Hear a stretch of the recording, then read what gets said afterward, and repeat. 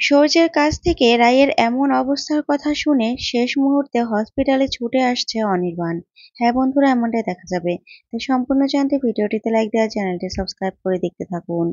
গল্পের শুরুতেই দেখা যাবে রায়ের মা হসপিটালে এসে গাড়ি থেকে নামলেই গাড়িওয়ালার সাথে টাকা নিয়ে ঝগড়া লেগে যায়। ঠিক তখনই সূর্য দেখে এগিয়ে আসে আর এসে বলতে থাকে, আন্টি কি হয়েছে? তখনই রায়ের মা বলতে থাকে, দেখো না বাবা, টাকাটা ভাঙতে দিতে পারছে না। সেই নিয়ে চিৎকার চেঁচামেচি করছে গাড়িওয়ালা। তখন সূর্য নিজে থেকে ভাড়াটা দিয়ে দেয়। তারপরে রাইয়ের মা সূর্যকে দেখে বলতে থাকে, তুমি এখানে এখানে কি করছো? তুমি এবার আমার রাইকে মুক্তি দাও। তখন এই কথা শুনে সূর্য অবাক হয়ে যায় আর বলতে থাকে, আন্টি এসব আপনি কি বলছেন?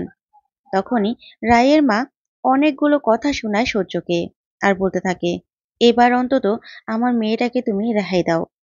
আমার মেয়েটার সাথে হয়তোবা তুমি সম্পর্ক রাখতে চাইছো না, আমার মেয়েটাই তো খারাপ। ওই হয়তোবা নিজে থেকেই তোমার সাথে সম্পর্ক রাখছে আর সবার জীবনগুলো এক এক করে নষ্ট করে দিল। এটাও একদম ঠিক করেনি। তখনই এই কথা শুনে সূর্য অবাক হয়ে যায়। সূর্যকে কিছু বলার সুযোগই দেয় না রায়ের মা। তখন রাইয়ের মা নিজের মতো করে রাইকে দোষী করে অনেক কথা বলে। তারপরে সূর্য বলতে থাকে, আচ্ছা আন্টি, রাই কেমন আছে? রাই ঠিক আছে তো? তখন রাইয়ের মা বলে, তোমাকে এতগুলো কথা বললাম, তারপরেও তোমার কত বড় সাহস আবার রাই কেমন আছে সেটা জিজ্ঞাসা করছো? তোমাকে যে বলছি রাইয়ের ভালো মন্দ নিয়ে তোমাকে ভাবতে হবে না। তখন সূর্য বলতে থাকে, আচ্ছা আন্টি, আপনি আমার সাথে এরকম করে কথা বলছেন কেন? আপনি কি অনির্বাণদার কাছ থেকে কিছু শুনেছেন? অনির্বাণদা এসেছিল, কিছু বলেছে? তখন রায়ের মা বলতে থাকে, হ্যাঁ, ওই তো রায়ের নামে কত কিছু বলে গেল। আমি আর কি করব? এই জীবনে যে আমার মেয়ের নামে কত কিছু আমাকে শুনতে হবে। ছি ছি ছি, আমার আর ভালো লাগছে না।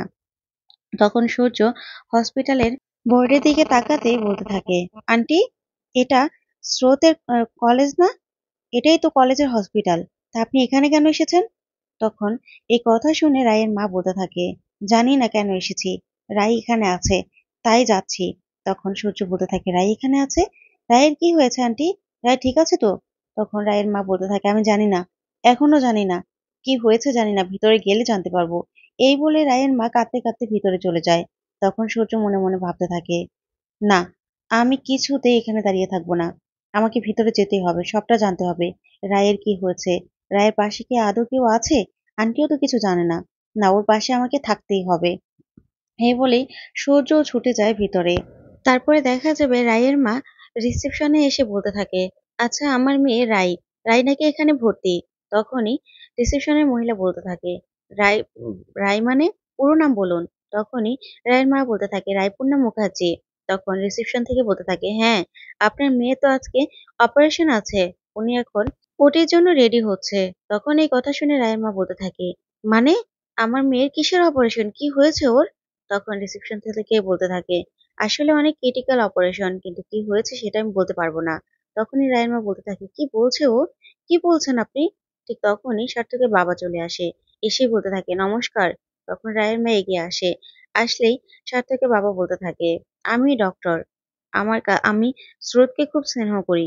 তখন রায়ের মা বলতে থাকে, ডক্টর, আমার মেয়ের কি হয়েছে?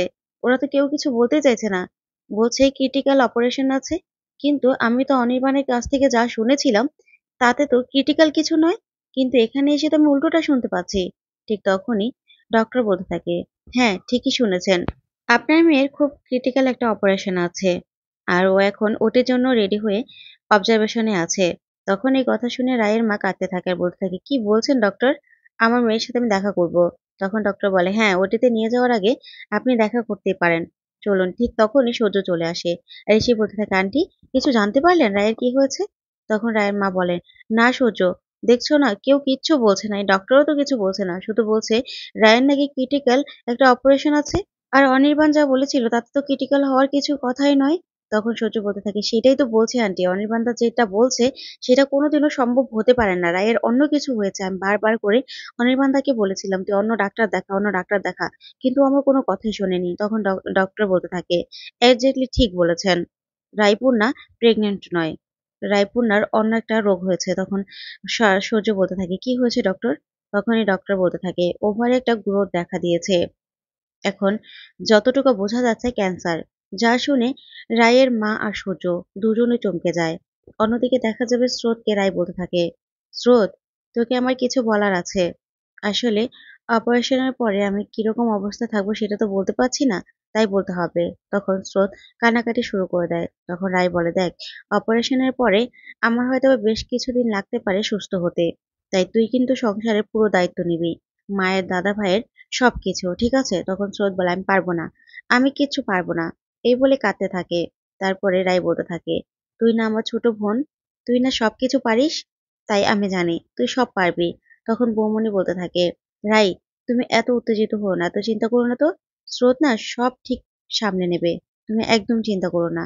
তারপরে বৌমনি বলতে থাকে, আচ্ছা রাই, একবার কি অনির্বাণকে বলবো? তখন রাই বলে, না, একদম না বৌদি, একদম না, তুমি ওকে একদম বলবে না। আমি বেঁচে থাকতে ওর সাথে দেখা করতে চাই না, আর আমি যদি মরেও যাই তাহলে আমার লাশের কাছেও যেন ও একদম না আসে, তোমাদেরকে আমি বলে দিলাম, এটাই আমার শেষ ইচ্ছা। যা শুনে বৌমনি আর স্রোত দুজনেই চমকে যায়। তখন রাই বলতে থাকে, ও এতটা কষ্ট দিয়েছে আমাকে, যে যতটা কষ্ট আমি সহ্য করার থেকেও আমাকে ততটা বেশি কষ্ট দিয়েছে। তাই ওর মতো মানুষের সাথে আমি আর কোনো রকম কোনো সম্পর্ক রাখতে চাই না। ও একজন অসুস্থ মানুষ, ওর সবসময় মনের মধ্যে শুধু সন্দেহ। তখন বৌমনি বলতে থাকে, ঠিকই বলেছ, ছেলেটা শুধু সন্দেহই করে গেল। তারপরেই দেখা যাবে রায়ের মা চলে আসে। রায়ের মা এসে রাইকে ধরে কান্নাকাটি শুরু করে। তখন রায় বলতে থাকে, মা, তুমি কেন এখানে এসেছো? তখন রায়ের মা বলতে থাকে, এতটা অভিমান, এতটা রাগ আমার উপর? তখন রায় বলতে থাকে, না না মা, অভিমান থাকবে কেন? তোমরা তো বরাবরই আমাকে ভুল বুঝে গেছো। অনির্বাণের কথা শুনে তুমি তো এইবারও আমাকে ভুল বুঝেছো, তাই না? আমি নাকি পাপ শেষ করতে এখানে এসেছি, আমার জন্য নাকি তোমাদের মুখ পুড়েছে, আমি সবটাই শুনতে পেয়েছি। তখনই রায়ের মা বলতে থাকে, আমার ভুল হয়ে গেছে মা, ভুল হয়ে গেছে, তুই আমাকে ক্ষমা করে দে। তখন রায় বলে, মা, কত আর ভুল করবে বলো তো? আসলে কি তুমি অনির্বাণ, তোমাদের কাছে কোনোদিনও আমার এটা মনে হয় না যে না, এরকম কাজ আমি কোনোদিনও করতেই পারি না? তোমাদের কাছে এটাই মনে হয় যে না, ও খারাপ, ও করলে করতেও পারে, তাই না? আচ্ছা, বুকে হাত দিয়ে বলো তো, আমাকে কোনোদিনও বিশ্বাস করেছো তোমরা? তখন এই কথাতেই অবাক হয়ে থাকে রায়ের মা। তারপরেই রায় বলতে থাকে, অনির্বাণকে একদম খবর দেবে না, সেটা আমি মরে গেলেও না, আর আমি বেঁচে থাকলেও না। মনে থাকবে, এটাই আমার শেষ ইচ্ছা, এটা যেন মনে থাকে। তখন এই কথাতেই রায়ের মা বলতে থাকে, হ্যাঁ, অনির্বাণ এমন ভাবে এসে বললো না আমার কাছে কথাগুলো, আমি কিছু ভাবতেই পারলাম না। তখন রায় বলতে থাকে, তখন যদি অনির্বাণকে ঠাসিয়ে দুইটা চর মারতে আর বলতে, আমার মেয়ের সম্পর্কে এত বড় সাহস কে দিয়েছে এসব কথা বলার, তখন অনির্বাণ আর কিছুই বলতে পারতো না। কিন্তু না, তুমি তো এটা করনি। ওইদিকে দেখা যাবে সূর্য খুব কষ্ট পেতে থাকে আর বলতে থাকে, রায়ের এত বড় রোগ হয়েছে, রায় তো একবারও বললো না। এই রোগটা কি করে হয়ে গেল? এত বড় রোগটা ও কি করে নিজের মধ্যে চাপা রাখলো? তার মধ্যে অনির্বাণদা, অনির্বাণদাকে আমি বারবার বললাম যে রায়ের রায়ের নিশ্চয়ই অন্য কিছু হয়েছে, তুমি অন্য ডাক্তার দেখাও। একদম আমার কথাই শুনলো না, খালি সন্দেহ আর সন্দেহ। এই বলে সূর্য খুব কষ্ট পেতে থাকে।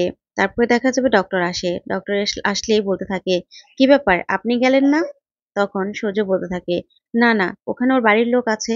তখন ডক্টর বলতে থাকে, আসলে আপনিও তোর বন্ধু, গেলে সাহস তো দিতে পারতেন। তখন সূর্য বলতে থাকে, আচ্ছা ডক্টর, রাই ঠিক হয়ে যাবে তো? তখন ডক্টর সেনগুপ্ত বলতে থাকে, হ্যাঁ, আশা রাখছি, তবে খুব ক্রিটিক্যাল অপারেশন, আপনার আপনি প্রার্থনা করুন। তখন সূর্য বলতে থাকে, জানেন তো, ওর হাজব্যান্ডকে আমি বারবার বলেছিলাম যে রায়ের এরকম কিছু হতেই পারে না, ওর অন্য কোনো রোগ হয়েছে, কিন্তু কোনো কথাই শুনলো না। সেই মেয়েটাকে সন্দেহ করলো, বিয়ের শুরু থেকে সন্দেহ সন্দেহ সন্দেহ, এই জন্যই মেয়েটার এই অবস্থা। তখনই ডক্টর সেনগুপ্ত বলতে থাকে, আসলে ওর বাড়ির অবস্থা আমিও জানি, কি করবে, কিচ্ছু করার নেই। রাই আমারও তো মেয়ের মতো, এখন ওর জন্য প্রার্থনা করুন, যেন ও ঠিক হয়ে যায়। তখনই সূর্য বলতে থাকে, ডক্টর, আপনার কাছে আমি হাত জোড় করছি, ও যেন সুস্থ হয়ে যায় দেখবেন। তখনই ডক্টর সূর্যের দিকে তাকিয়ে খুশি হয়ে যায়। অন্যদিকে দেখা যাবে রায়ের মাকে রায় বলতে থাকে, মা, তুমি, সবাই মিলে তোমরা ভালো থেকো, আমি যদি নাও ফিরি, অনির্বাণ যেন আমার কাছে একদম না আসে, তোমার কাছে বলে রাখলাম। তখনই বৌমনি বলতে থাকে, হয়েছে তো রাই, এবার না হয় একটু মাথাটা ঠান্ডা করো, তোমার তো প্রেশারটা বেড়ে যাবে।